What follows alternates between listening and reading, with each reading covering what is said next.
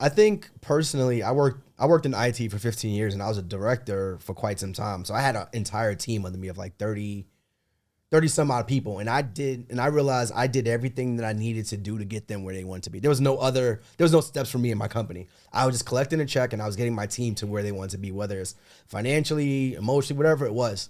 So I realized there was nothing else there for me to do.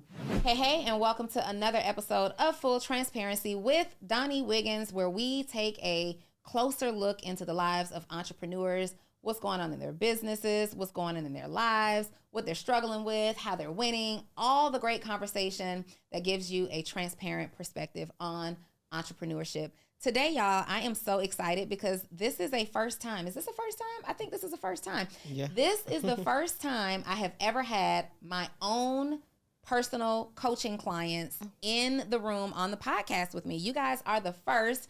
I want to introduce the world to Cleaning Business University's very own Anthony and Janila Hartzog. Hey, y'all. Hey. What up, Donnie? Hey, y'all sound so southern. So excited. We sound real so. Hey, Hey, y'all. y'all sound so southern. We in the South. I am super excited to have y'all. I've never interviewed y'all at all. No. That's what I thought you were saying was your first, but you meant first as students. But yeah, you never interviewed us before. Yeah. I've never interviewed you guys. I've never interviewed on Full Transparency. I've never interviewed any of my clients.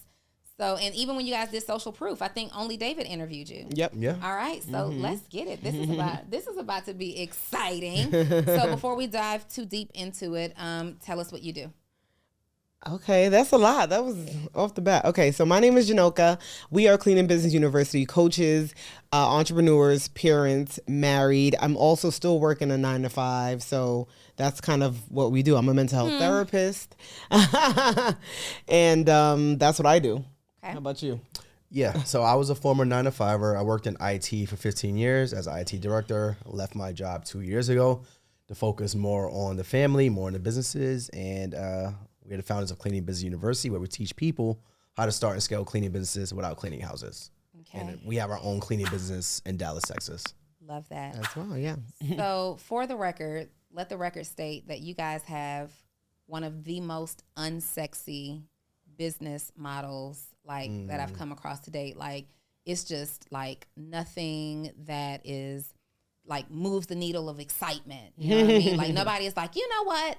I really want to own a cleaning business. Why on earth would y'all choose a cleaning business? Look at y'all. I mean, look at y'all. That's gonna be you. It's funny because last night we was at this event and this guy asked, what did I do? I was like, what do we do? He's like, what do I do? And I was like, I own a cleaning business. He's like, oh, okay, cool. He was like, you don't ask me more. Conversation was done. Conversation's He over. walked away. So 2016, 2017, we had $114,000 of debt, and we were just looking for ways to try to figure out how to pay this debt off. So me getting into that world of learning about debt freedom and entrepreneurship and generational wealth, I started just finding things out, Googling things, and kind of learning more about what other people were doing. I came across a bunch of different ways to make money. And the one that stood out to me was this cleaning business idea where you actually was a local service business where you didn't have to clean or do the actual work. You will market the work, you will market the business, market the work, and you would just run the business that way. I brought it to Janila and she said, absolutely not. And that's kind of where we started it with this journey. Wait. Absolutely not. Why? It was our first business. We have never done a business before. We never spoke about doing a business. So that's the reason why I shut it down. I mean, I generally shut down a lot of businesses he brings, but that was the reason for ideas. Yeah, that was the reason for that specific time. And then he came back when he fleshed out more of the idea and explained it more. And then I got on board. So Janila shuts it down. And in her own voice, she says she shuts down a lot of ideas that you bring. How does that make you feel, Anthony? Like, when you just say, I'm not bringing this to her anymore, I'm just going to do it? Or I never just do it because I feel like as a family, we have to be on the same page about certain things. So me starting a brand new business and bringing it into the household and this doesn't work, it's like, I told you so. So what I did was, I brought the idea, I think around May 2016, 2017. What's it? 2017. 2017, I brought the idea up. Sat on it for a while, and I kind of fleshed out what this actually will look like. All right, we're going to build this cleaning business. It's going to be a low-cost startup, and we're not going to clean houses. And I kind of came back around October, I think, and I was like, this is what I'm still thinking about. And she was like, okay. Okay, so somebody just raised their eyebrow at this. I know what it means. You literally just said, we're going to start this cleaning business, but we're not going to clean houses. Catch us up. Yeah, so that was the biggest thing. When I first bought the idea, I said we're gonna start this cleaning business, And I was like, I ain't cleaning nobody. because I automatically assumed she knew that we wasn't gonna clean houses, and I never really fleshed out what this fully looked like back then. So when I came to her with the idea and it said, all right, we're going to build this business, going to be a marketing arm, and we're going to find people to do the work. Around that same time, I was also thinking about like trucking. I was like, oh, this is how dispatching trucking works. And if you kind of compare, it's like, well, cleaning business would probably be a lot easier to do than trucking. So I was like, same model. We're going to dispatch the work out just like trucking would be. You dispatch the trucks out however you decide to do it. And she was like, okay, that kind of makes sense. Kind of still. Not fully. That does make sense. So thinking about it from the perspective of you getting these jobs, these contracts, and you're dispatching actual team members to go out there and clean. And I'm assuming that you guys are finding people that love to actually do the cleaning. Yeah, so we find people that are basically consider themselves like mom and pop shops. So they have an LLC, but they don't market online. They just go buy houses due to word of mouth, probably. Like a lot of people have, I've hired somebody friend before, but they don't know how to market. They don't know how to do the business side. They just know how to clean. And those are the people that we work with because they love doing their job while we handle the marketing side of it. So I remember before we started working together, so a part of my process is that you have to fill out this questionnaire. And if I'm being totally honest, y'all's call was supposed to be canceled because on the questionnaire it says, tell me about your business. And y'all had cleaning business. And I don't know what happened that I guess it was like meant to be because it's typically outside my model. And I'll tell you why. So when you said cleaning business, I wasn't thinking about it from like the dispatch model, right? Where this is like a service that you're providing, but you're not out there like with the mops and the brooms actually cleaning. Because when I was like 18 years old in college, me and my roommate was trying to figure out how to get some money. And we're riding around one day with her cousin who's picking up these checks from these commercial offices that he's cleaning. And I'm looking at him pick up all this money and I'm like holding the checks and I'm adding them up. And I'm like, oh, we're starting a cleaning business. So the very next day we go to the grocery store. Oh, you get the supplies. And we get all our cleaning supplies, right? I didn't think through the part where, and because we're doing the cleaning, I didn't think through the part where you have to clean up like toilets. And so immediately grossed out, like couldn't even complete the job, like called them up, like we'll give you your money back because this is not going to be a thing. So when your application comes across my desk, my virtual desk, I'm like, cleaning business, how on earth? But I had to do the call because it wasn't canceled within the time that it should have been canceled. It was something. It was something. So we have to do the call. And I get on the phone with you guys and I already have the mindset of, I'm going to just give them a little something, to take away and make them feel good at the end of it. And we end up now working together for years at this point in a coaching relationship. And you guys are hands down in the top 3 of all my favorite clients that I've worked with in the last 10 years. Take that. Take that. Whatever camera they looking at, take that. You guys are definitely, and I can't say, I can't say number one. You ain't got to do that. You ain't top 3 is good. But we get it. I'll take top 3, honestly. You're definitely in the top 3 of my all-time favorite clients. What I love about you guys is now, y'all take direction and execute immediately. I feel like we took direction executed better before than we do now. Girl, not you. So? Me? You've always been the problem. I probably have, because he's like, oh, I think we need to get coach. I'm like, for what? And I'm like, who? How you know her? Where you know her from? Where you know her from? Oh, she's on the podcast. I was like, and? We don't know her. Listen, when I tell you guys that Janila is the typical New Yorker. That's what everybody says. She is the typical But New I love Yorker. that. She doesn't, in the beginning, like, you didn't break a smile. I would say something because I joke a lot with my clients, and I say something, and Anthony would laugh, and Janila was like, "All right, so you said this week," and it was like an intimidating space to be in. But you guys were operating your cleaning business where you actually have the service very, very well. At what point, Anthony? I guess it was you. Did we decide that it's time for coaching, and why? I think for us, we got. To our credit, we got pretty far on our own, and I always felt like there's more out there. And just being in that space of just seeing more and doing more, I always like, all right, we need somebody who's going to help us get to that next level. So when I came across you, it was kind of like I knew there was going to be a personality that's going to be necessary for both of us. Yeah. That was going to be able to come in and kind of work like kind of in our marriage at this point, right? It's not just business. We were talking about Alani, we talking about business and everything, which is our daughter. But I knew that I was going to take a personality that's going to be strong enough to handle my wife, but then also strong enough to direct to push us in the right direction as well. So once I realized that and I came across you, I was like, all right, cool. I think she'll be a good fit. And I was like, I wonder if she's going to gel with my wife. And I was like, I think she would. And I think it worked out pretty well. Yeah. But I really just wanted us to just do more and see more. I've never told you this, but in the beginning, I only wanted to talk to Anthony. There was like 2 calls early on that you couldn't make, and I was like, praise God. Because it's that direct, unimpressed, unfazed by anything. It's just, I don't know. It's like he is more open to, I think with him being in the internet space, if you will, like I'm not really into it and know the podcast and different people. And I side-eye people before I give them a chance. I know people sometimes operate the opposite way. And I'm like, I would like you to prove me wrong. But I'm not going in like, oh, yeah, just because that's how the way you show yourself. I'm more like, let's see. Let's gradually get to know the person. So I give people the benefit of the doubt from the very beginning. And I'm automatic. She's the opposite where you have to prove yourself. I'm giving you the trust. She's like, no, you got to earn the trust. Is earned. That's the way we operate. It's nice that you said that because that's still the battle that we have. Like me and Janila now are always on the same page. It's always like, Tony, we don't know. And Tony's like, well, guys. Yeah, I spoke to this person and I'm like, okay. Hey, we gotta let you try it your way. But when you're ready, come back to our side of the playing field. I love that. So you guys right now are 7-figure entrepreneurs. What was the shift? Like, you were successful in your own right, building your business and doing very well, making a name for yourself specifically in Dallas. Now you're kind of known on larger platforms and stuff. Like, as you're going through this journey, what was the shift for you that kind of took you from, you know what, we can do this on a full-time level and versus now we have like abundance? So we started paying off debt, and then once we paid that off, towards the end, we started to share more on social media. Because at the beginning, once again, I'm like, I don't want people in my business. I'm not sharing nothing. So he was like, I think we should share. People want to know more about it. Once we started to share, then I think that helped me to feel more comfortable. And then I think he continued to listen to podcasts, get information. Then we launched this course, and people were interested, and it was going really well.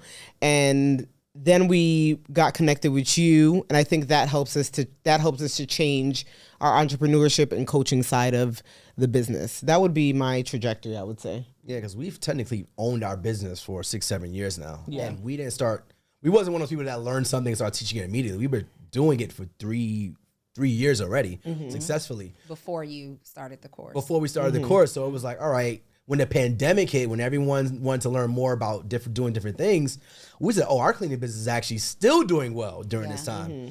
And we started talking about it. There was no digital space. There was no course. It was just people wanted to know our debt freedom story, and that's what they knew us for. So we started talking about this cleaning business thing. Even when we was on Good Morning America, they didn't talk about anything about the cleaning business. It was just the debt freedom, blah, blah, blah, blah, blah. Oh, by the way, the last 10 seconds was like, oh, by the way, they did this by having a cleaning business.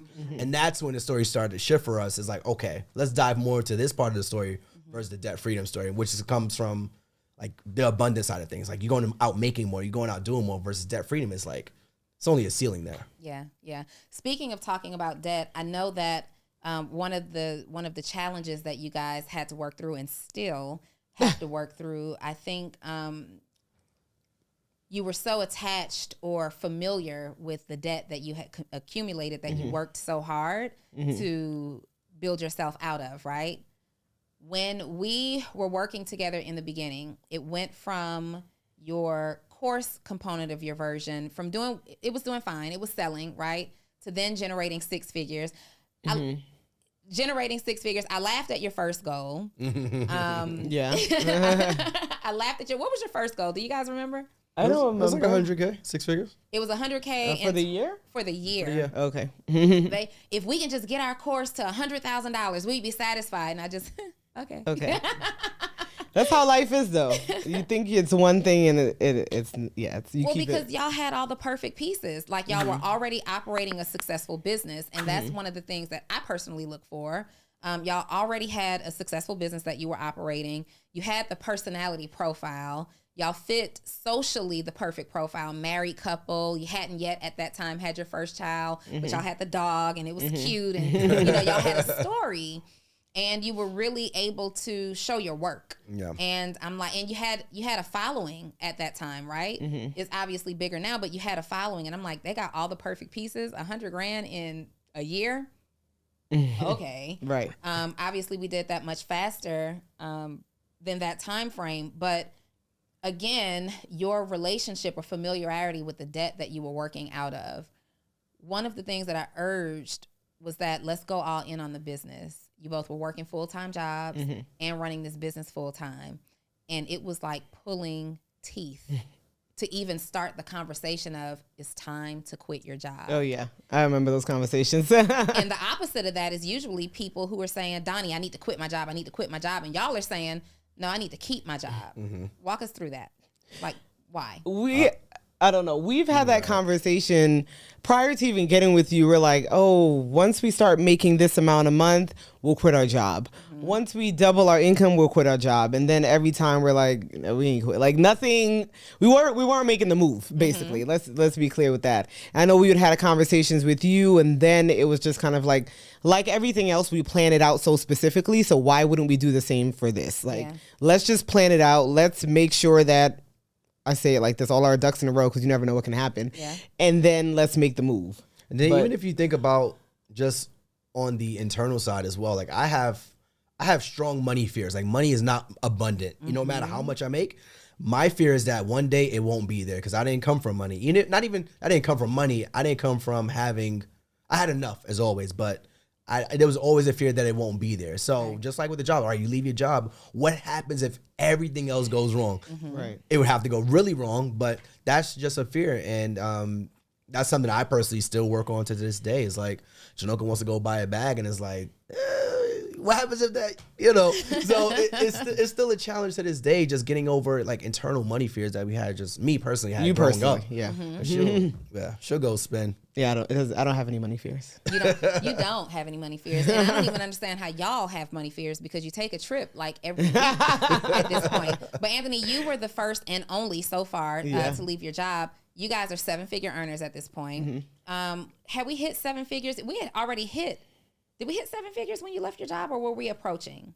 Maybe approaching. I don't think we were approaching. And what the situation was, it got to a point where it was costing you money and success for both of you to continue to be employed. Yeah. And I want to be clear there because you guys were building this business. You had a job that was both of you guys working from home. So in your mind, it looked like, oh, I have nothing but time to do this. Right. Not really realizing if I'm allocating time to this, I can't allocate this time to my business. And we figured out very quickly that you showing up on social media was really your secret sauce to like really building your business. It was pulling teeth to get you off your job. What was it like for you when you finally said, okay, we're done? Like what made sense for you to finally say, I can quit?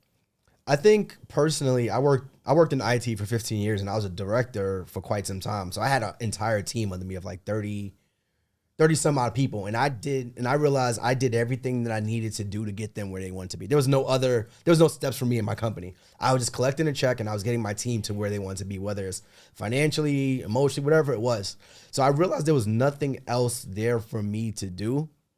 And it was time. And that was the big part of it. And then also making sure a lot of it went back to my team too. Like making sure they were good. And just my wife giving me the blessing. Once she was like, I think we could do this. Yeah. And I gave my company like 3 months. Too long. I gave way too long. And I made some mistakes there, but I feel like I did it in the best interest of them. I was the youngest employee at one time. I was insane. I was the youngest manager. I had all the accolades as the youngest guy at the company. So I felt like I owed it to them. Personally, yeah. It's crazy. Do you feel like they think they owe you anything?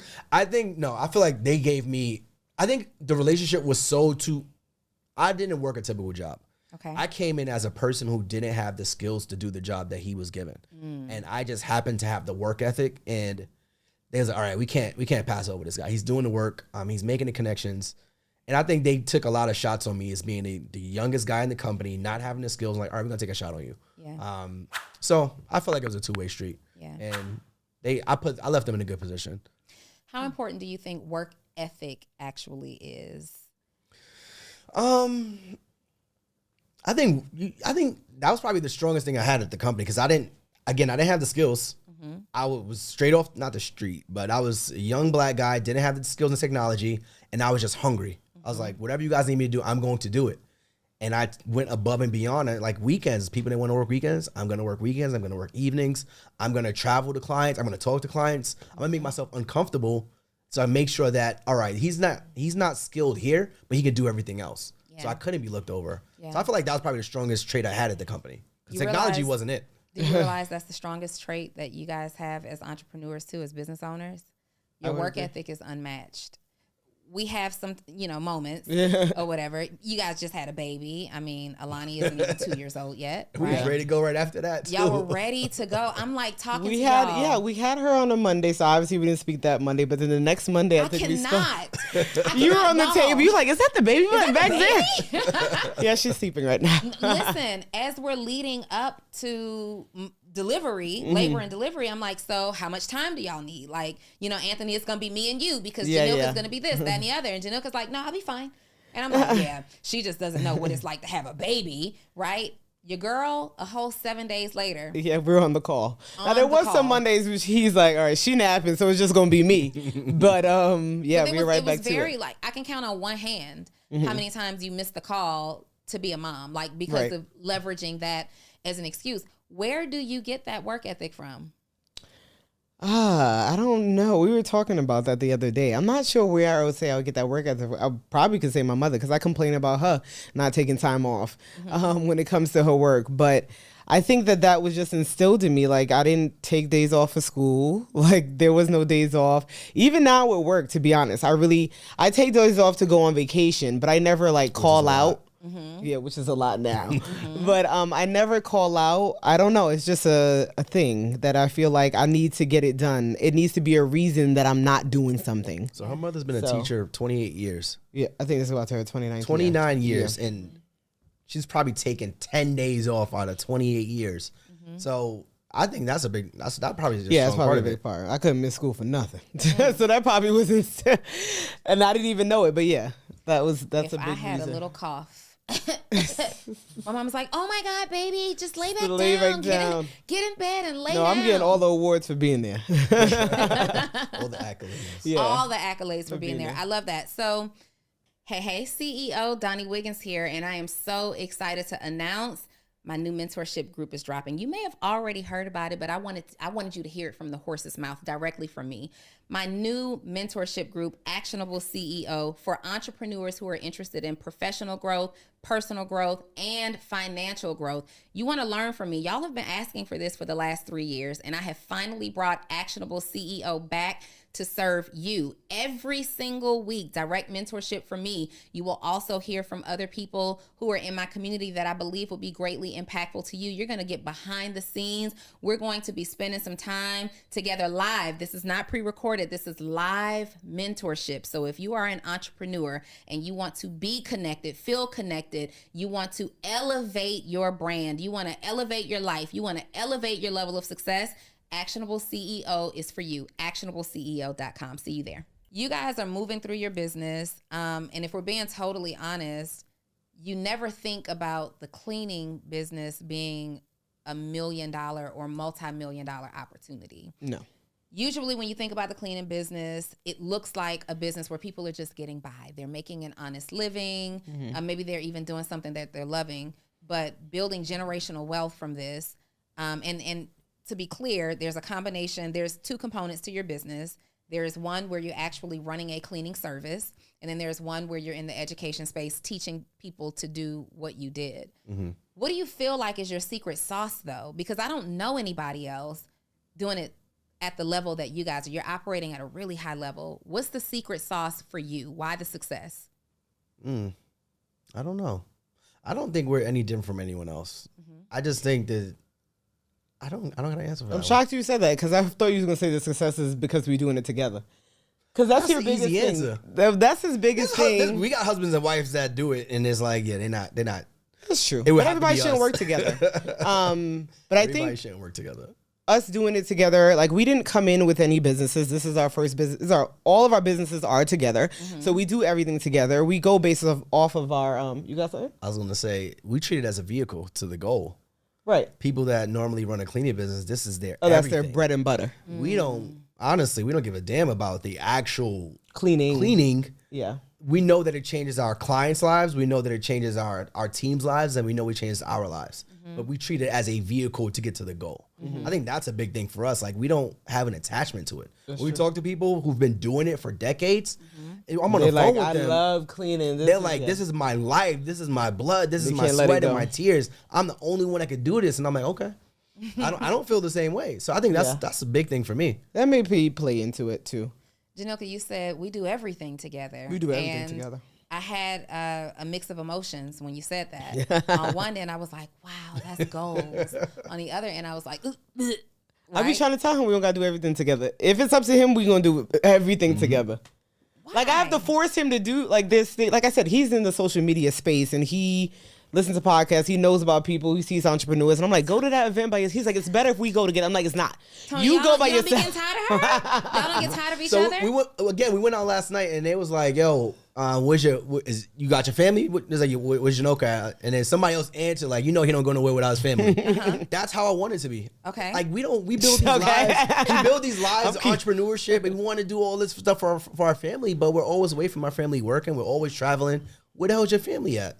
So I don't want to go anywhere and not feel like my wife and my daughter's right there. I love that. I am always getting on some of my guy friends, especially about how they're going so hard in their business. It's work, and then family, and then work. I don't know that I would want that second either, thought. right? Family is like a second thought for sure. And because there's so much priority and emphasis on the business, family sometimes feel like the third or fourth thought. So that's not ideal either. Right? How are you guys finding balance? Like, what's it like living your life? You're building a couple of businesses together. You live together. You're parenting together. You travel together. You go out for fun together. Y'all probably eat breakfast, lunch, and dinner at the same time. That's what families do. We actually do. That's what families do. I'm thinking like we actually do. That's what families do, right? Because if we not, Y'all I'm probably like walking the dog together at the same time. Because if we're not, I'm like, lunch is served. They're like, why are you still in the office? Why are you still up there? That's funny. How do we balance it all? We delegate, and we're not afraid to ask for help. Okay. So big delegation in our life is having a nanny to help us with our child, because that's a big part of our life, to be able to do all these other things that we have going on in life. Asking for help by having coaches and things like that, and knowing when we need assistance to do things and grow where we want to grow. And then sometimes it's just like, you got to get it done. Like, it doesn't matter. It has to get done. Like, I have to record this podcast at 9 p.m. Do I want to? No. But I have to, because it has to come out on Tuesday.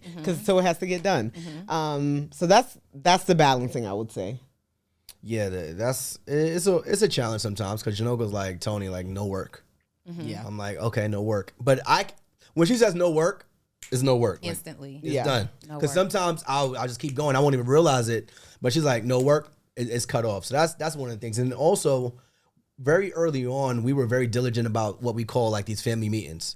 So this family meeting would be like, all right, every week we'll meet for like an hour and we'll talk about family relationships, spirituality, money, whatever it is. And we kept that going throughout the years. So now it's not every week. It's like maybe like once a month, once a quarter, once a year. But we still do it where we're always having these meetings, just kind of checking in with each other, where she's like, all right, this week you kind of was all in the business. Let's kind of get realigned here. Or we'll have the nanny, and the only time she comes over is when we got to do work. So, well, why don't we use her for a date night or a staycation or something like that? So just staying in that communication and keeping that Y'all alignment. haven't figured out, and I really want y'all to think about how you can even share that part of your story, because Don't get me started on that, Donnie.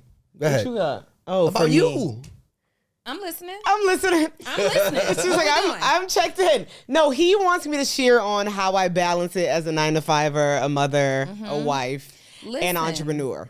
We were literally one day of the same week on a call with the ads team, going over the strategy. This is what the funnel is going to look like. This is when we're doing webinars, putting the webinar together, the webinar strategy together, to just 3 or 4 days later in Miami at Dreas Vegas. In the pool. Vegas. Yeah, Vegas. not Miami. We were in Vegas. Yeah. In the pool, taking shots.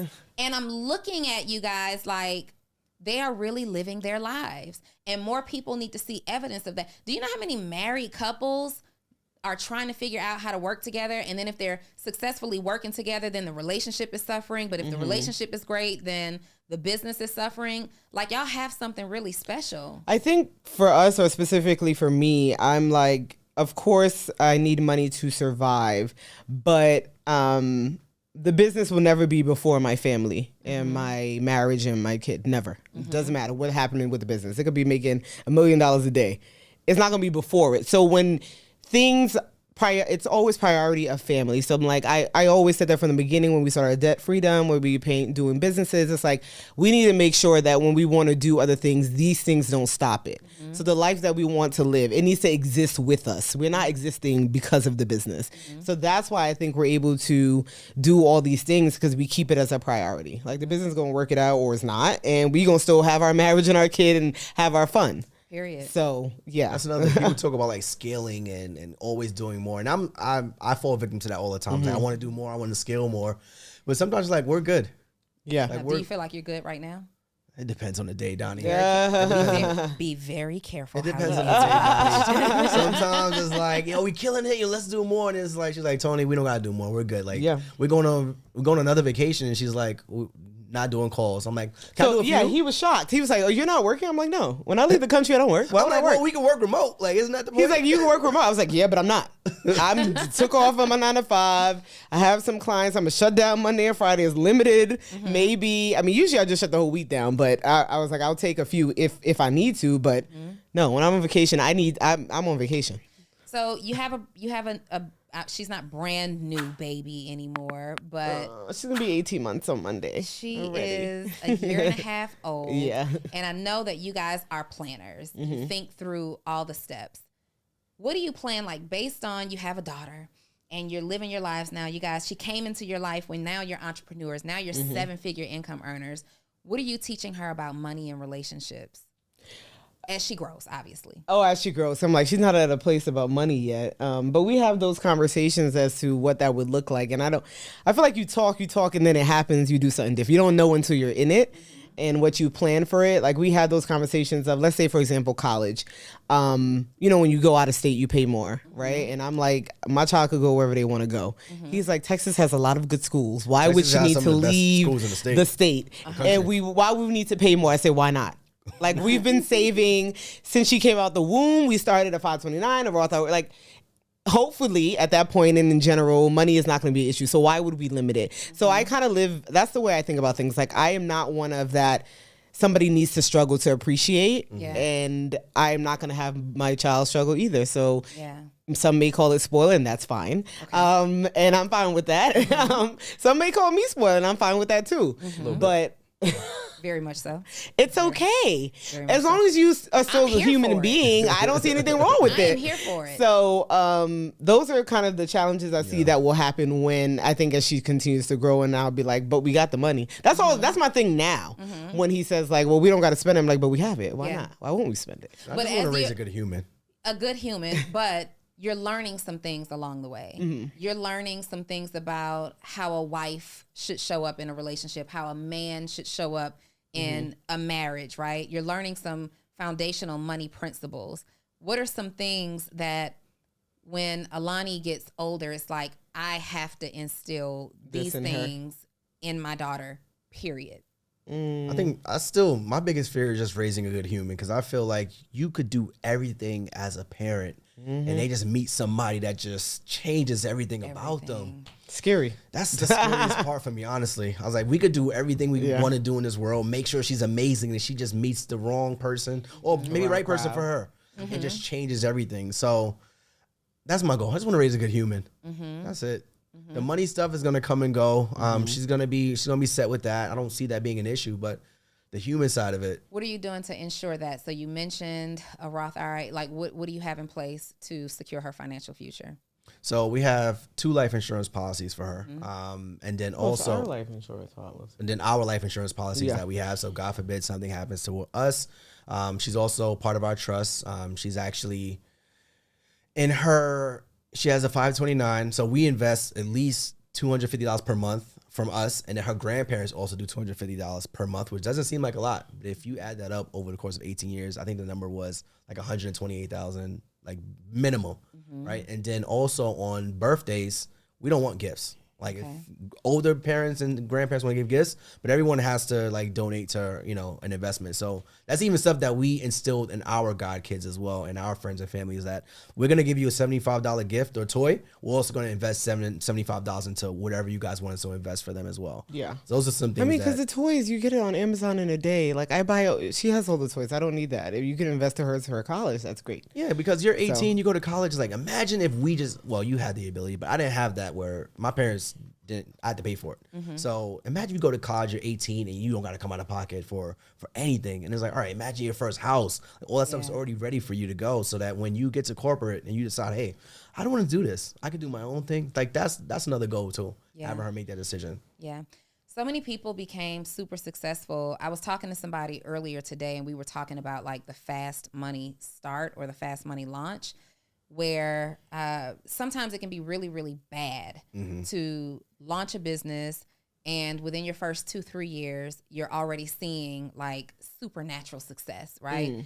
Typically, it's like, you know, they say on average it takes a business about 5 years before you turn a profit. And obviously, we're seeing all over the internet, yourselves as an example, it does not take that long.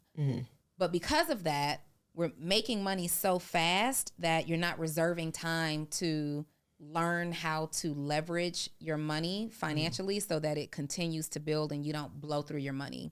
What's keeping you guys grounded and what's helping you to stay financially astute? I would say my guy, Dave Ramsey. We would when it comes back to finances, we don't like that Dave line. Ramsey. See, I don't Dave Ramsey. like the model. I liked it. I love Dave Ramsey. He was, let's say this. Now, let me say, I'm not talking about him personally, just some Yeah, of his I understand financial what you- strategies. That's not my thing. Same. But we paid agrees. off our debt because of him. His Okay. starting, his processes, things that he says. He read his book, listened to his podcast, we took his course, and Who's on because the of show? him, who's on the show, because of him, we paid off our debt. He has a philosophy of only keeping $1,000 in emergency fund. I wasn't for that, so we didn't do that. Okay. Um, What did you do? I think we kept like 20 or something. Outrageous. You Like, said $1,000. You said nope. No, like, whatever. 20x that. We're gonna keep $20,000. my point was like, we used what he said and just twisted it for what we needed and how it needed to work for us. Made us feel comfortable. Whatever made us feel comfortable. Let's talk about that for a second. So, how much debt were you in when you started this get out of debt freedom journey? $114,000. $114,000. What contributed most to you guys getting out of that debt without the obvious, you know, like starting your business, obviously, but how did you do it? A few things was budgeting and raising our income. We side hustled like crazy and we budgeted our money, which we weren't doing before. We weren't managing. Like it was, We were just paying our bills. We were just paying our bills. Like, all right, you got the cable bill, you got the phone bill, you got this, and that was it. It was like, all But right. at some point, that's all the money that you have. What else can you do differently with When the money? you really start looking at it, you start We saying, had all right, we had money there. Yeah, we had money left over, but you never realize where it goes because you're not managing it. So when we started managing, we said, oh, we had $1,000 here, $500 here, and we said, okay, where can we put this money? And that's when we started contributing to this debt freedom journey. Okay. And what did you pay off first? Like, was it student loans? And you had student loans? I did, and then she had I did. graduate loans, which was like $70,000. $70,000 in Sheesh. student loans. So do you start with those or do you knock the smaller ones off first? For us, we did the smaller so we can celebrate the small wins. Okay. As we went along to keep it pushing, So we keep paid us up, like- excited. like yeah. credit cards, $1,000 here and there, Yeah. and then you kind of move up to like the big boy, which is Student like loans, the your car, car. student loans, And then mine was the last one. Your graduate. Graduate degree, last loan. one, yeah. the longest Okay. one. I like that. So now that you are successful, you're making money. What do you do with your money now? How do you pay Today? yourselves? How do you pay yourselves? That's How the are you argument every day. multiplying? We had told when we were on Social Proof podcast, we had mentioned to Dave how much that we take allowances and how much we take, and he was like, "What? How much do you take? Can you guess?" I'm gonna let you guess once. First of all, you take about $3,000 in an allowance for sure. Look at Donnie's face. So when we started budgeting, and it stayed the same until like now. We don't have an allowance now. Yeah, now but it was $200. $200. We each got $200. So let me explain. Wait a minute. Break it down. So, this is outside of payroll. This is before we were doing payroll. Okay. That was just because we were just spending that money. So this is like money that comes out the This is our fun money. Fun money. It's like you get $200 every single check that you do whatever you want to do with it. This is not payroll. This is monthly. Yeah. 200, not every check. It was $200 a month. So between the two of y'all, so this is what we was getting out of debt. $400, yeah. And but then even after, up till like last year or so, we were just getting that don't really count. $200 a month. Then we've been on payroll now, so it's not $200. Obviously, we have that. And then at some point, we started taking money from the businesses. Like after we did the tax, sales tax, income, after we did all that, then we started taking some money. We was really following like the profit first model. So they're like, all right, take out your owner's pay, your expenses, stuff like that. So we kind of took that model all the way through the cleaning business for the first 6 years. And then we said, we're going to put it for everything else as well. So that's why I started off so small. So there were some months where we were able, when we took from the businesses and everything, it was like we each were getting like $2,000. Tony was like, do you need that much money? I said, you can keep yours in the main pot. I'm taking mine out of the pot. My money in the family pot. He was keeping his in the family pot. Account? Yeah, we each have a family. Yeah. So let's talk about that. Ain't no money in it though. Not enough. Janilka. I don't got enough money in there. You got a little separate account. No, outside of my separate account? You're looking at me. He can't see you. Just blink twice. We each have a separate account, but I don't have enough money in my separate account if I need to. Do you each have access to each other's separate account? No. Okay, so you got your own money. Yeah. Do you ever ask Tony what's in his account? Like, No. how much money you got over there? He always has more than me.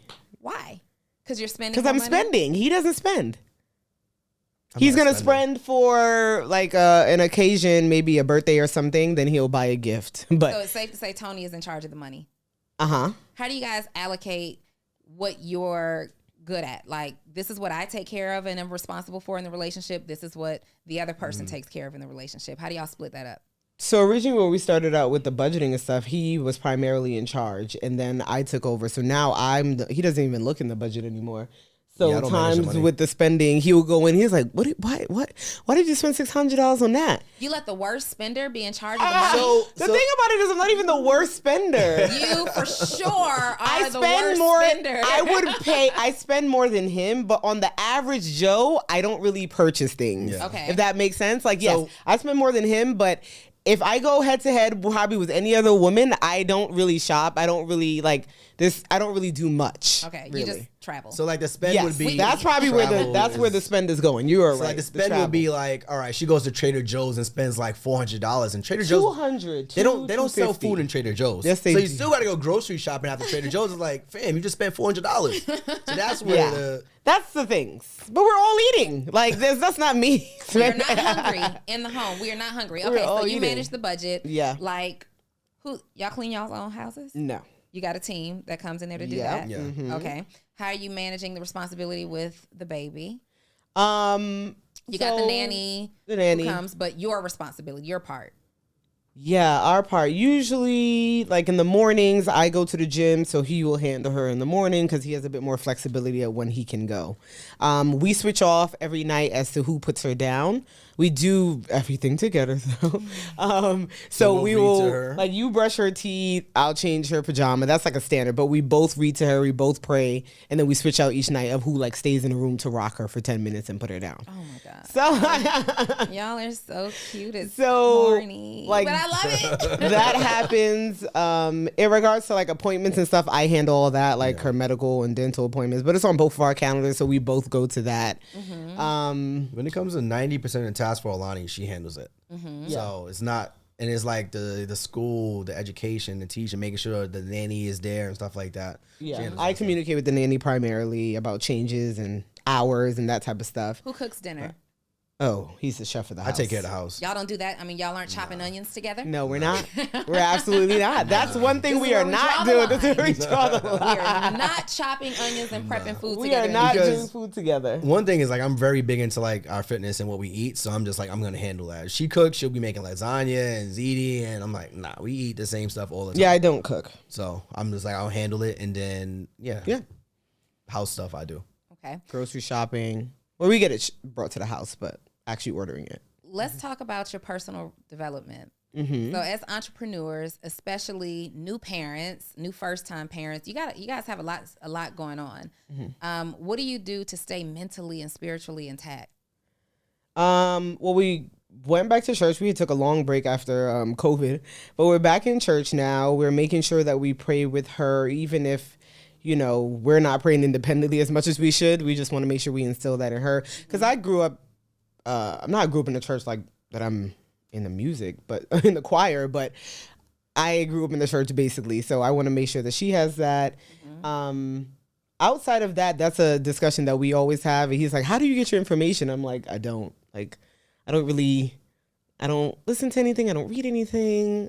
And that's what Tony is really into personal development. He's heavy in it. Are you finding that Janilka's style isn't to be plugged into podcasts? It isn't to be reading books.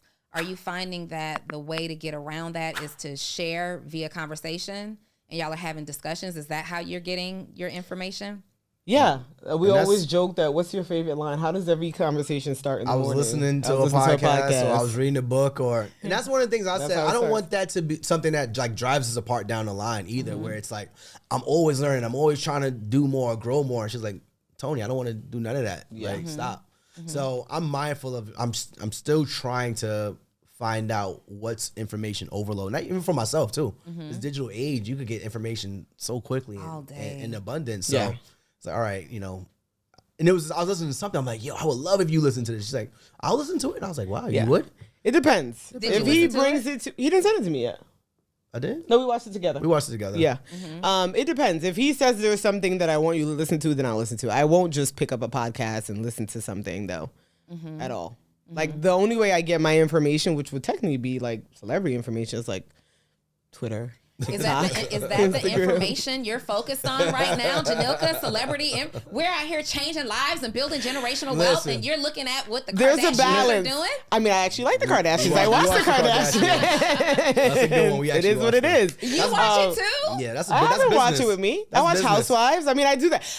That's the thing. We have the discussion of like, how do I learn? What do I love? And I'm like, it feels sad. Like, I don't know. I love the gym. I love my family. I like to travel. But I don't have those things of the educational side or the entrepreneurship side that he brings. And I'm like, I don't know what I love about that. I don't know. I'm here. He's like, do you love the podcast? I'm like, I enjoy doing it. I like talking. Because y'all have y'all's own podcast. Yeah. I love this so much because so many people sit on this sofa and you're like, what do you do? What's your routine? And they never talk about like the thoughtless. I love good mindless behavior. I love like good mindless activity, meaning I don't really watch a whole lot of reality shows, but I do find myself sometimes scrolling the internet, scrolling Instagram and looking at the clips, right? Like I'll look at the clips. It can't be like super foolish for me, but because I find myself trying to coach them through the screen. But I love like mindless stuff, just watching some silly. I watch Christmas movies. That's my guilty pleasure. 365 days a year. It does not matter what season we're in, what the weather is like outside. You can have a Home Alone on. I need, and not even, I like the romantic, like, oh, I have to go home to save my uncle's farm. He just died and he left me the farm in the will. A Lifetime movie. I love those movies. And so many people put the pressure, so many entrepreneurs put pressure on you to feel like if you do those things, you don't want success badly enough. Yeah, that's hard. Because we'll be sitting on the couch and I'm like, we could be doing some work right now. He's like, I'm not about to watch 2 hours of TV. Like, and I'm like, well, I am. So. But I'm like, if we don't do it, I won't be able to get, like, if one of my quality time is like us working together or going on a walk or just going to the gym together, if her quality time is us sitting on the couch watching TV, I have to be able to sit on the couch and watch TV. So I find enjoyment in some of those things as well. But it is hard sometimes. Like, are y'all ever bumping heads? Like, Janilka, no more TV. Anthony, no more work. Of course. Yeah. Often. Yeah, we do that. And then I would be like, okay, we do work for an hour and then we'll get TV for an hour. Or maybe there's some days we don't get any TV because we have so much work to do. Yeah. So even in that moment, you don't say, okay, Anthony, go work and I'll watch TV. The decision is together. The decision is usually together. There's sometimes he goes and does things independently, but not a lot. It's usually still together still. Would you guys say that you guys are couple goals, relationship goals? I don't ever call myself goals because I'm like, you don't know what goes on behind closed doors. Know what goes well, on I know what goes on. scene. I'm fine. I'm secure in mine. The stuff we argue about is just so minuscule compared to the stuff you see. Is like so like you get together with people like, what's going on? I'm like, not like there's literally nothing going on. There's no argument. The argument is like, well, you was on your phone too long and Alani was trying to show you a trick. Pick your head up. Yeah. Like, that's like, and that's it. Like, pay attention. Pay attention. That's it. That's important. But it's funny because anytime she does something, she's yelling daddy and staring at him. Mm-hmm. So I'm like, is she noticing something or she just really wants you to be involved and stuff like that? So like, it's little things like that, but that's important too, like being present. She's like, she'll remind me, like, Tony, you're not present right now. I'm like, you didn't realize for the past 5 minutes. She's been daddy. I'm like, what is she doing? She's spinning right now. All she doing is like this, daddy. She ain't doing nothing. She ain't doing nothing. Let me but be she on wants my you to phone. see. What developed this marriage style for you guys? Like, what was the example? What was the book or the podcast that helped you guys to develop this style of this togetherness and this loyalty that y'all have for each other? Because honey, you cannot say anything bad about that, right? Whenever I'm trying to get Janilka on my side about Anthony, she's like, well, I mean, we'll give him some grace. I'm like, Donnie, we ain't gonna do that. I'm telling you right now, he got a lot going on. He ain't gonna do that. I'm wrong. We'll give him some grace. I'm like, grace, let's get it. But no, seriously, what solidifies this togetherness? Where did you see this? Where did you read about this? I don't know, because my mother was a single mother, so it's not like I learned it there. I did have aunts and uncles and stuff that I've seen that I would consider goals to this day. Married, house, kids, and no arguing in front of me. I'm not saying they don't argue, but it seems like a positive relationship, right? Every time we around him is so I did have that in my life, and I don't know, because we spoke about that years ago, like who teaches you how to be married or who teaches you how to be a wife. And I don't know, nobody does. I mean, by example, but I didn't necessarily have it in my face all the time because, like I said, my mother was single. Yeah, and I had both of my parents in the household, but that wasn't marriage goals at all. And then my birth father passed, and my mom got married to my stepdad. That wasn't the best, but towards the later part, he also passed as well. They were very loving towards each other. But I think a lot of it came from me seeing what I didn't want to be. Yeah. And I said, all right, if I could do better than that, I think we'll be, which was easy to do. But I was like, if I could do better than that, I think we'll be fine. But we also knew each other for so long, it kind of makes it, I think you got to like a person. That's a big thing. We always say that with some relationships that people don't like the other person. Like, they may love them, but I'm not sure they like them. That's big. And if you don't like them, it shows. It shows in different ways. And then also, I think, like, as a wife, it's like, what do I really have to complain? Like, I have a good man that helps out. It's not just like, well, you're going to be washing the dishes. You're going to be doing the laundry. You're the mother, so you're doing, so he's very involved in everything as well. So what are the real issues? There's nothing really so there's to no complain gender about. roles. No, besides the garbage. I think it's the garbage is the gender role. Look, there are no gender roles. We're doing everything and together, pumping the gas. except the pumping the gas. The garbage and the gas. I had to go pump gas the other night. I haven't done it in She almost called me like, months. can you come get the car and go I'm put like, gas you think in I it? should bring the car home and you get in the car and you go? He's like, well, if I want to be a good husband, I can. I'm like, fine, I'll I ain't go. in a good husband mood right now. I'm like, fine, I'll go do it. And the trash one is only because it's like nighttime and stuff like that. I don't need nothing popping out on me. You were gonna say something, Tony. Gender roles. Oh yeah. So there's no gender roles in our household. Aside from those two things, I think again, even seeing my father, he cooked, he cleaned, he helped us with homework, and there were really no gender roles in that. It wasn't just my mother just cooked. He was actually a really good cook, so he. A lot of chefs tend to be the men. Do you notice that? It's not usually the women. I've never seen a famous woman chef. There are plenty of women chefs, but I'm thinking about my own experience. Every chef that I've hired has been a man. Yeah. Yeah, I don't know why that is. I see them. I do see them, but I always end up hiring male chefs. I don't know any female chefs in Atlanta. As I'm thinking, I don't know. But just in general, kind of like when we see like movies and shows. Yeah. Yeah, but I don't know like true chefs. So I think that we're in. I think as a culture, we're in this place that is really unfortunate when it comes to family in the Black community, right? A lot of these podcasts and radio personalities, in my opinion, and I could just be hypersensitive to it, are doing a great job at pinning men and women against each other. Oh, that's the clickbait. This is masculine energy. You're not soft enough. You're not man enough. You're not this, that, and the other. And in y'all's relationship, like, if Janilka were a single woman, they'd be calling her so masculine, super masculine. You're just too masculine and this, that, and the other, right? And you're also an alpha male. Like, you put your foot down, but you have a really great alpha beta balance. Yeah. Janilka, you have a really great masculine feminine balance. I personally think they're both important. You guys don't have a gender role, and you don't have that battle of, to me, it's an ego battle. Like, what do you think about this? I call it an agenda that's going around right now. That's like, she's too masculine. She's not letting the man lead. What are your thoughts specifically about that? Him?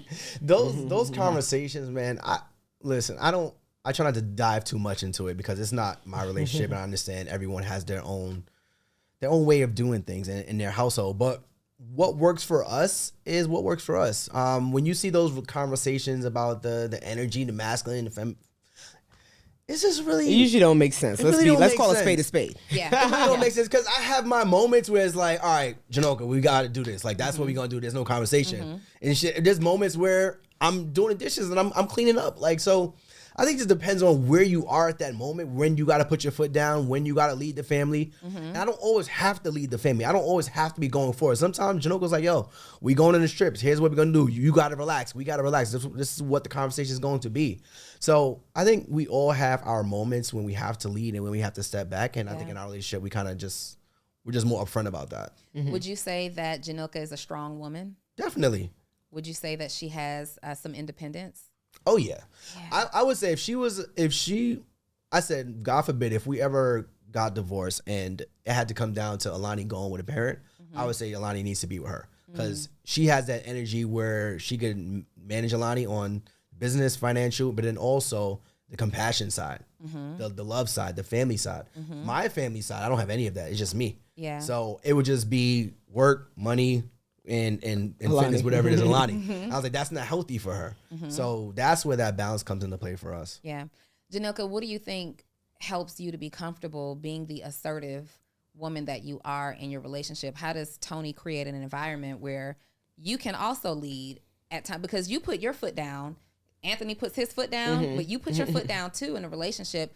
What makes that environment comfortable for you to do that and not feel like you're stepping on his ego? And I'll even give you, before you go there, we was at a friend's house recently, and Janilka said something, and it was like, Janilka always leading the conversation. And it's like, I don't need to prove...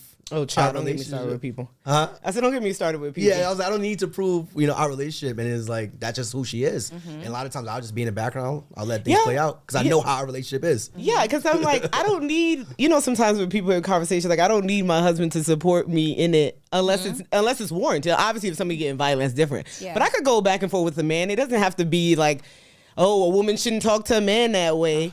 So I think what allows me to do it is because Anthony allows that, and he's not a husband in 1920 or 1960 that feels like a woman can't speak up, or I can't say or have a difference of opinion. So I think that's what makes me feel so comfortable to continue to do it. Obviously respecting him and never putting him in a position that is disrespectful or anything like that.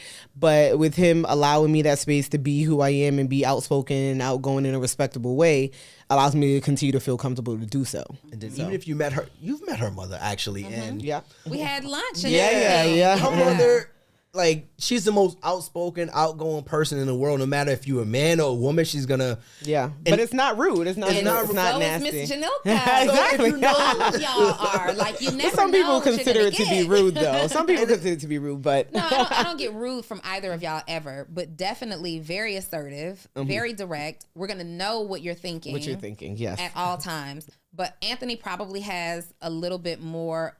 I can't even say that. I was going to say Anthony probably has more emotional control than you. You just give this like you're doing right now. Put the camera on her right now.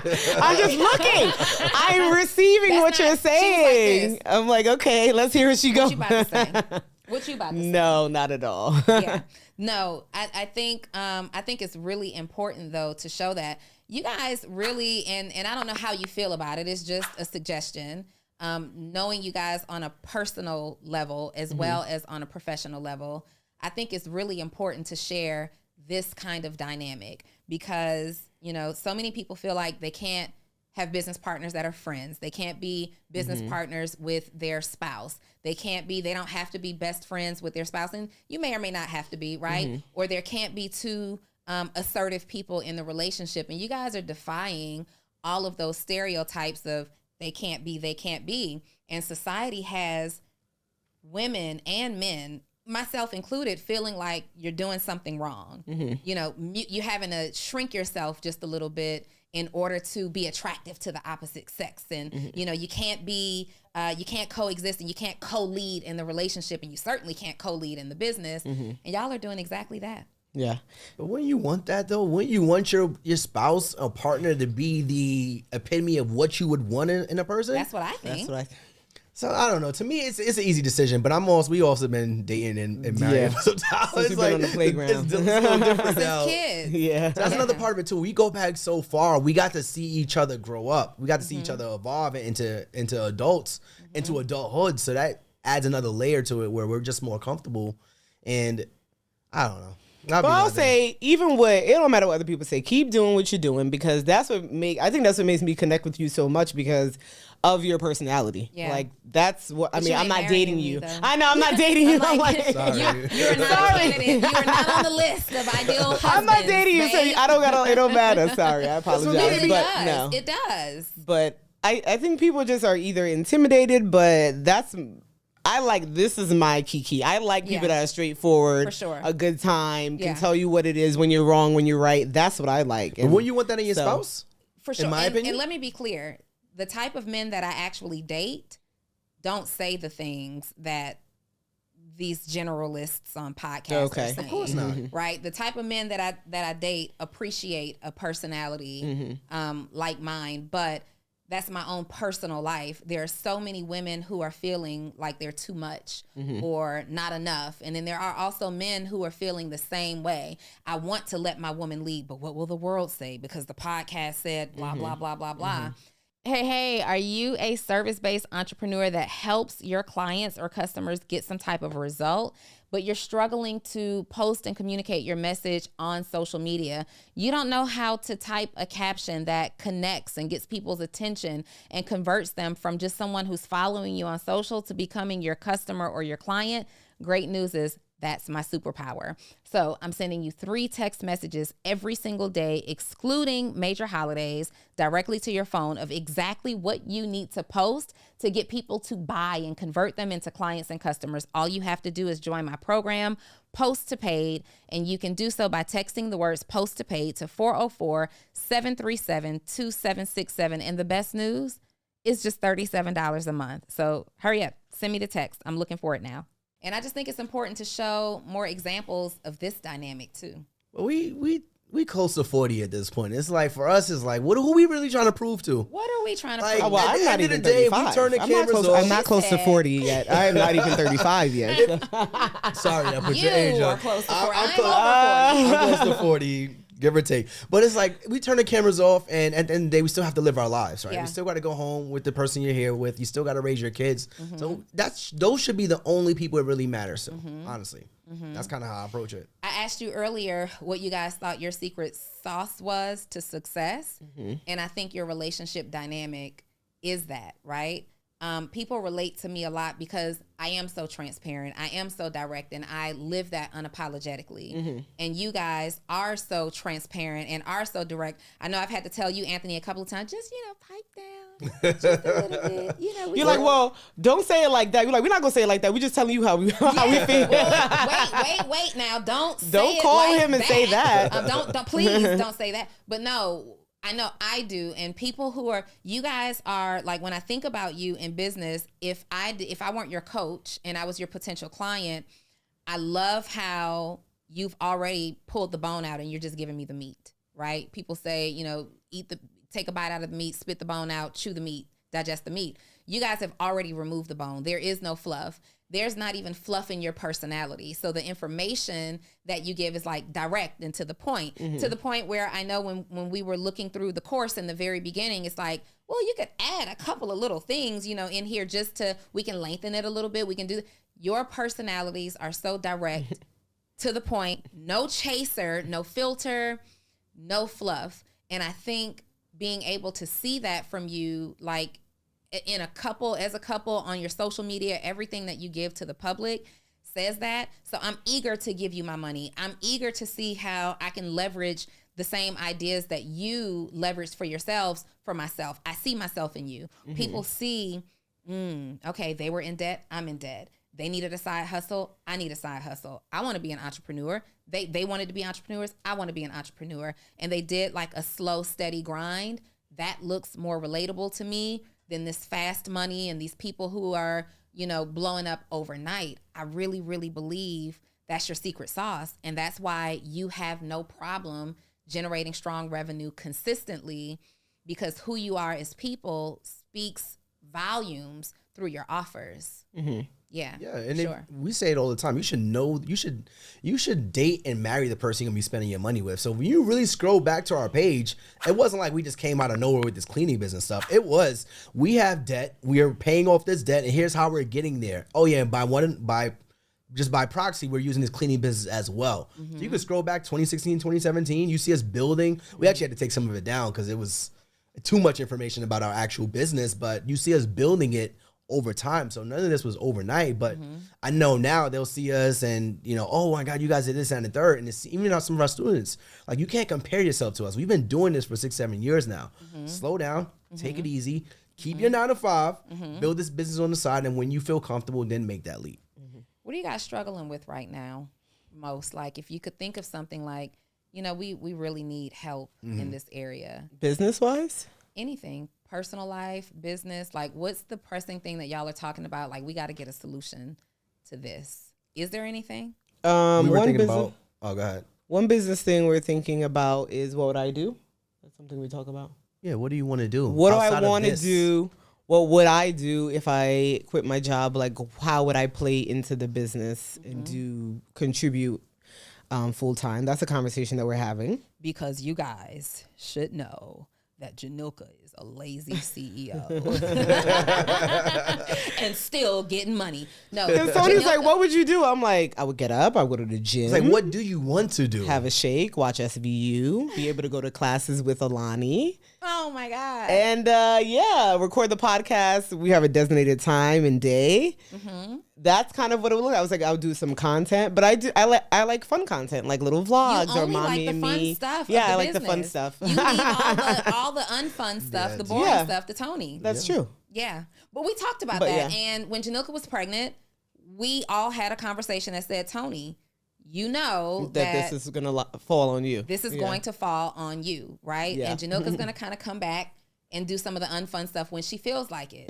Lonnie's 18 months. I'm gonna say a year and a half later. Put the SpongeBob up there. She still doesn't necessarily feel like it. But I do what I gotta do. You contribute greatly to the business, but you guys have this dynamic. When we first started working together, it was really an equal share of everything. But you are a mom, and you are not even just in the physical act of parenting the child.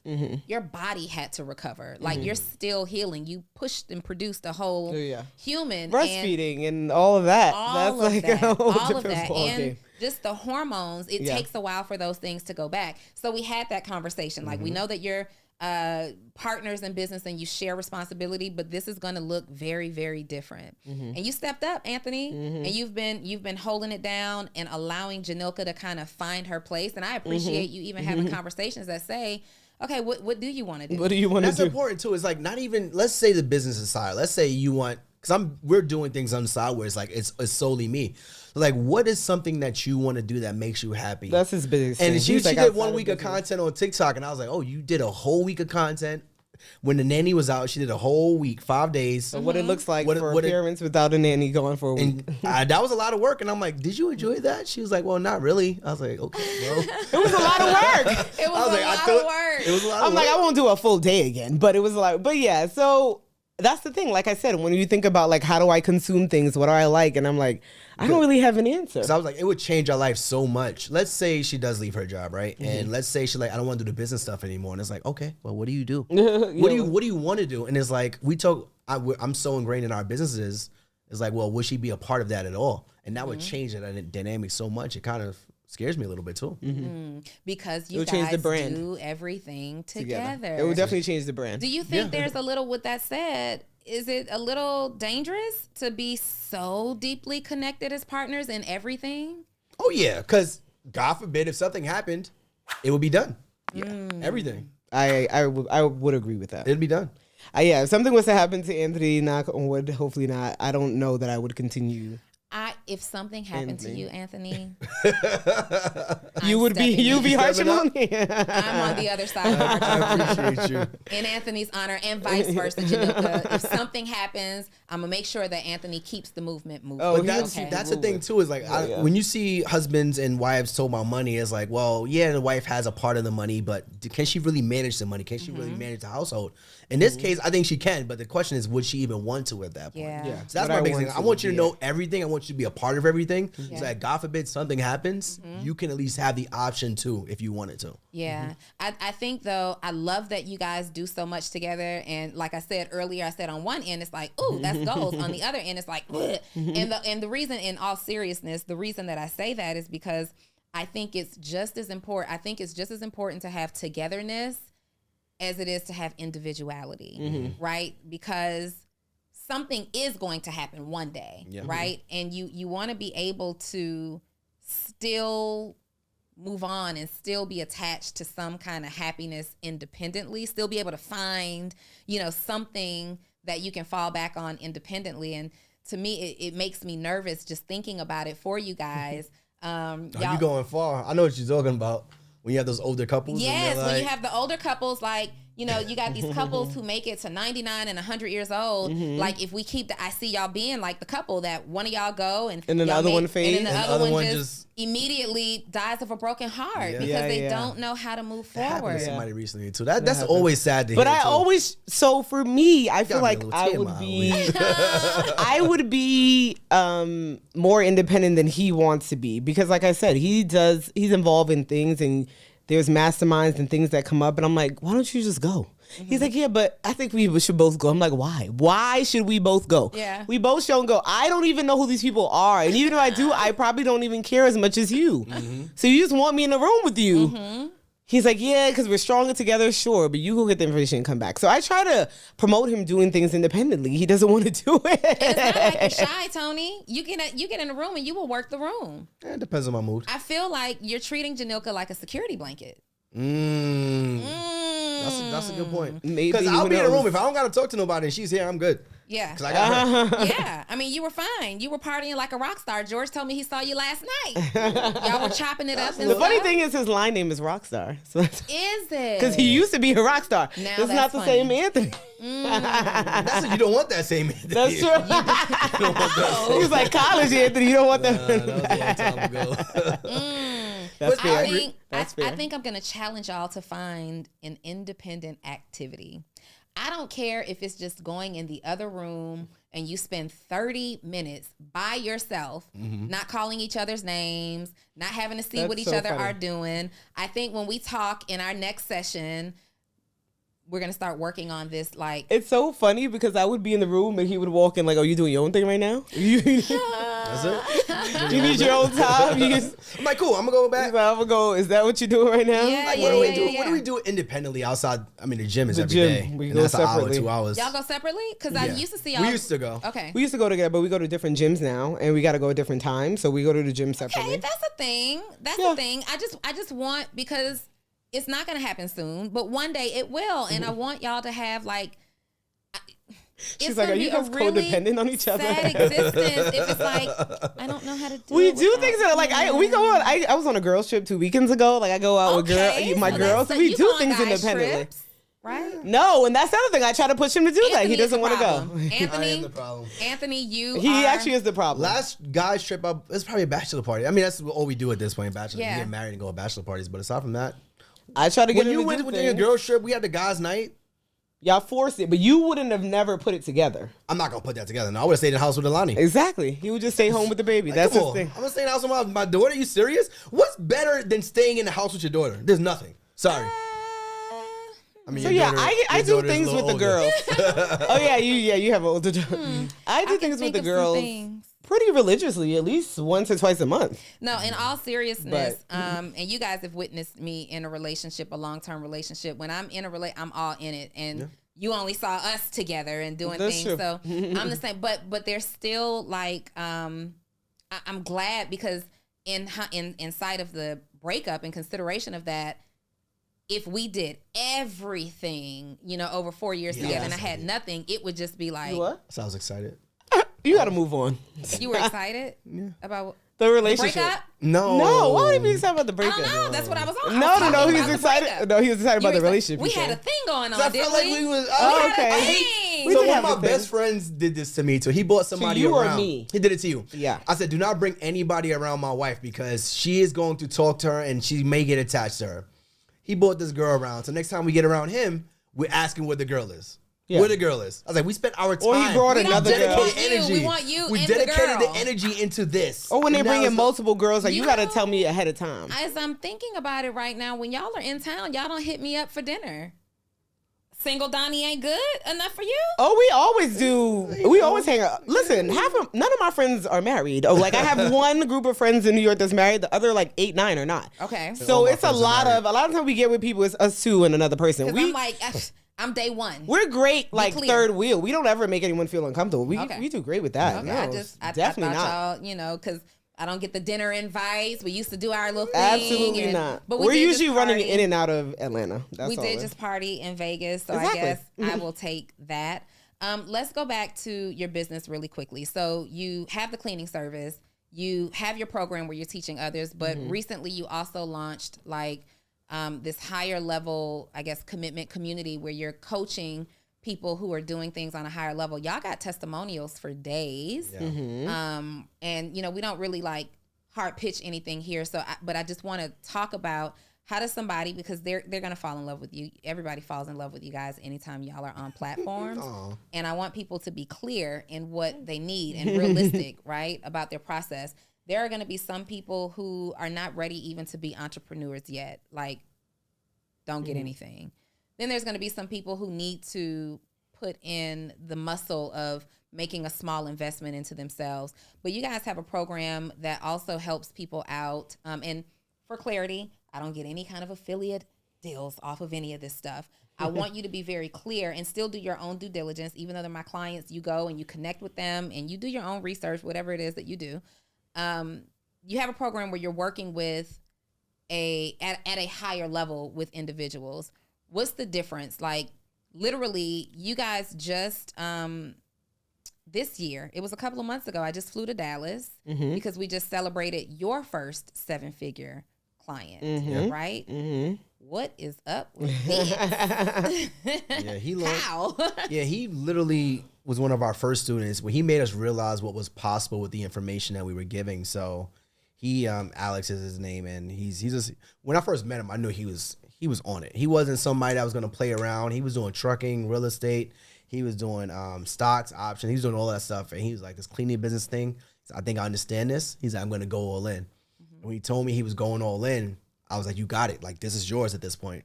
So he ended up launching his cleaning business. And I think 2.5 years later, he did $1 million. And he launched in three locations. Yeah. And that's when he was going throughout his journey, he was kind of checking in. He was like, Anthony, I got it. I'm understanding it. He's like, this is not hard. This is not rocket science. He's like, people are overcomplicating this. And he was just someone that just took action and just followed through. So, and that was Cleaning Business University back in 3 years ago. And he came back and was like, I did $1 million. It was like, what? He's like, yeah. Well, actually, it was called something else. We called it Started a local service business. Yeah, and Donnie was like, well, how many people, how much are they?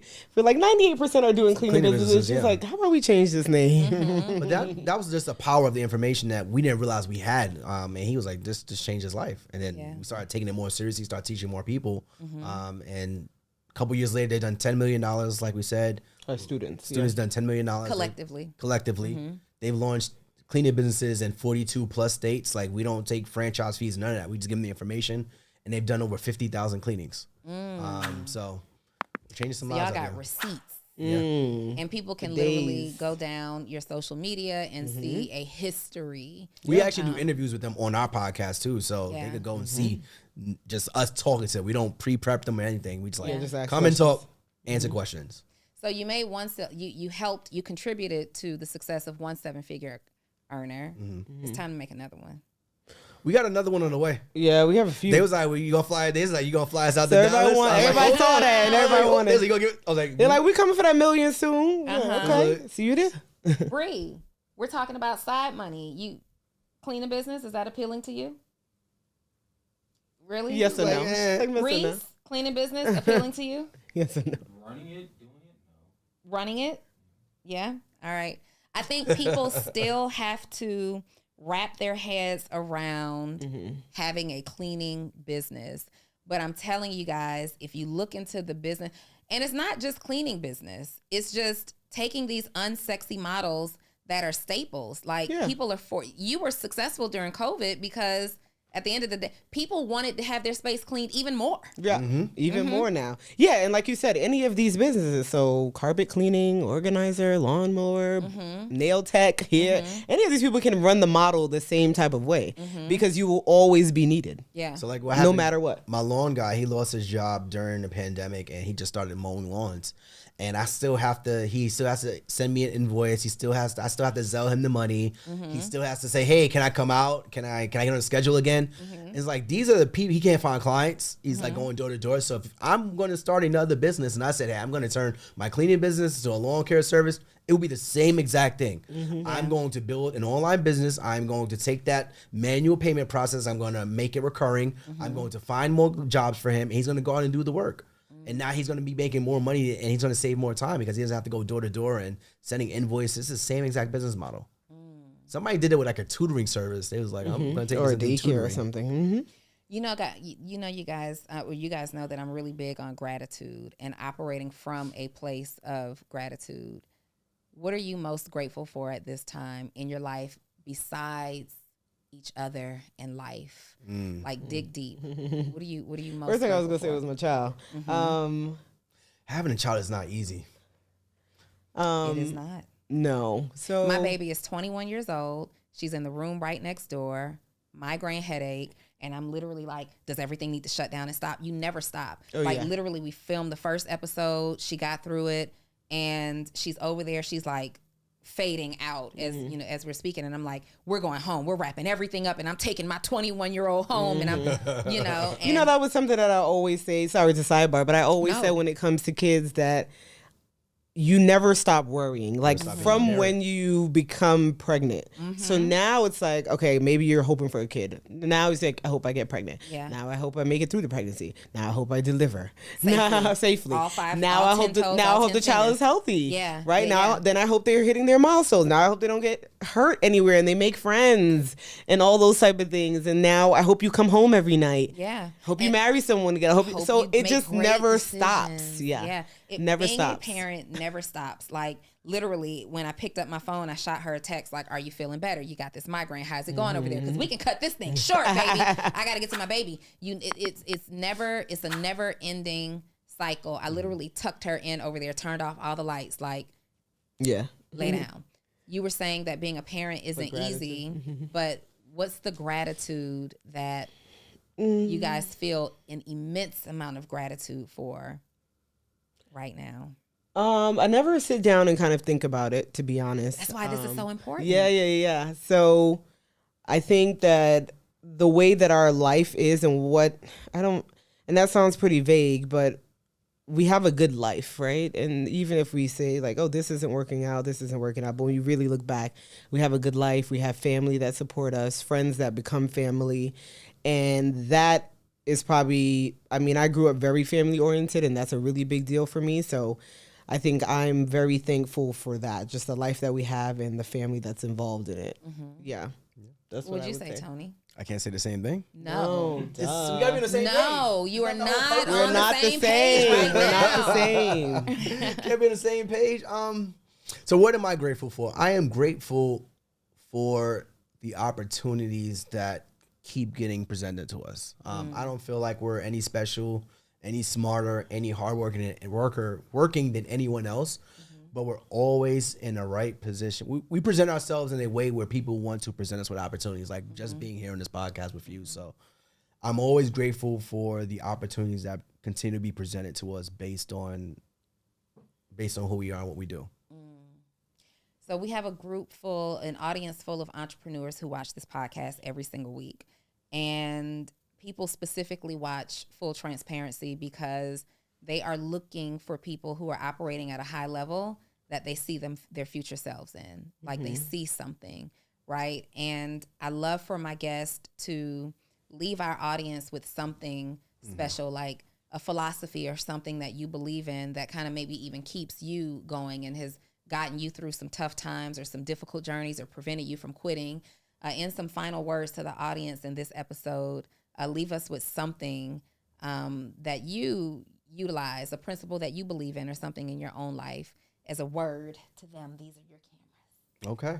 Well, I would say the good thing about this episode is that we're not too far removed from, where anyone else is. We've only been doing this for 7 years.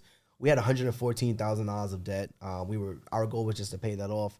And we still had 9-to-5 jobs, and we built something outside of our job that allowed us the flexibility and freedom. And our goal, like I said at the beginning, is to give people options. That should be the first thing that you want to do so that you can get to the goals that you want. So we're not too far removed. Keep pushing. Stay strong. Yes.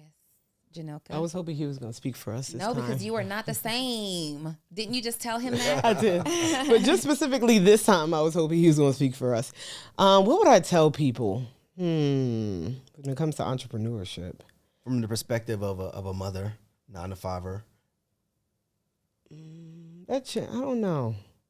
She said that's not her mission right now. I know. I'm just trying to think. I find that. So this is probably easier said than done, but it's kind of like get it done. Like what has to get done, it has to get done. The way you prioritize your family, your work, your marriage is the same thing that you should do for your business. It's something that's growing, something that you're working on. And so a lot of times when we speak to other people, I'm like, well, how much time did you really spend on that? Like, if you really think about it, I know we have busy lives, but how much time did you spend watching that show? Maybe you could have done something else. So, do what you got to do because it has to get done. You want to make it work. If you want to make it work, and that's how we operate everything, and that's how we continue to make everything work. And like there's no failing for us. That's clearly how I operate, and I got the t-shirt to prove it. It says, get shit done. Yeah. Get it done. That is, I think, something that the three of us have in common. It's like, it's raining outside. Don't matter. Get it done. Right. It's this happening. It doesn't matter. Get it done. The baby woke up. Don't matter. Get it done. They're going to get it done. Get it done. Get it done. Get it done. And I think that's the tagline to explain y'all's dedication to your marriage, to your family, and to your business. I'm proud of y'all. Oh, thank you. I am super proud of y'all. I don't think we've ever applauded at the end of an episode before. Janilka, I need you to. I'm here. Let's get that wide shot one more time, Reese, so she don't disrespect my set. I didn't disrespect. Right? Beautiful set. This is the first time I have interviewed a client. This is the first time that we have ended in an applause. I hope you guys enjoyed this conversation just as much as I've enjoyed this conversation. Have y'all enjoyed the conversation? Yes, absolutely. Are we the first couple? I was going to ask Yes, that. I was you gonna are ask the that. first That's funny. I was going to ask off camera. A first happening in here. Mm-hmm. You are the first couple, and I think I want to be intentional about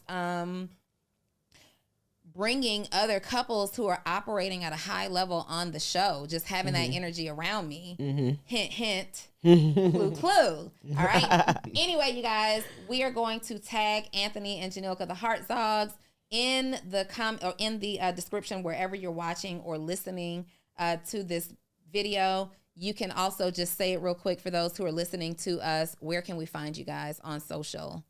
Oh, well, cleaningbusinessuniversity.com is where you can get our course. Social is the Hartrimony. I'm about to say .com, but the Hartrimony. Okay. That's on YouTube, Instagram, TikTok, all of the above. All right.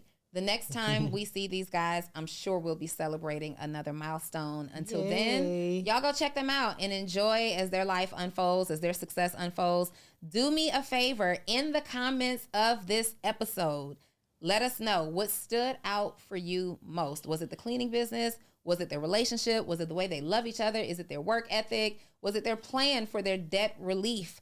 Let me know what stood out most for you in this episode, and go over and give them a follow, share in their journey, comment, cheer them along, because we've come a very long way, but we still have a long way to go.